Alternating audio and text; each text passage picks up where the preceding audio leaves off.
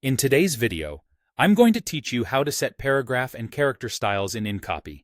If you want consistent, professional-looking text and a faster workflow, styles are the way to go. They let you define formatting once and apply it again and again with a single click. First, let's open the panels you'll use. In the menu bar, go to Type and choose Paragraph Styles to open the Paragraph Styles panel. Then go back to Type and choose Character Styles to open the Character Styles panel. These panels usually appear on the right side of the InCopy window.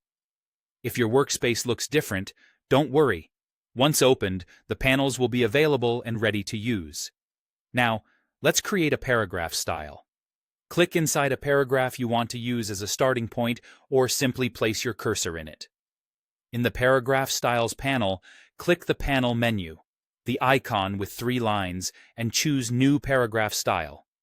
In the dialog that appears, give your style a clear, descriptive name so you'll recognize it later. Then set the formatting you want. Choose the font family and weight, adjust the size, and set spacing before and after paragraphs to control how text flows on the page. When you're happy with the settings, click OK to save the style. That style is now available in the panel for any paragraph you want to format the same way. Next, create a character style for smaller, targeted changes. Highlight the specific text you want to format. This could be a word, a phrase, or a number. In the Character Styles panel, open the panel menu and choose New Character Style. Name it clearly, then select the formatting you want, such as color, italic, or bold. Click OK to save. Character styles are perfect for exceptions and emphasis that sit on top of your paragraph formatting.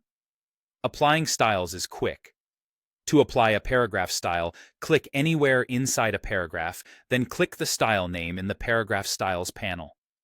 You don't need to select the entire paragraph, just placing the cursor inside it is enough. To apply a character style, highlight the exact text you want, then click the style name in the Character Styles panel.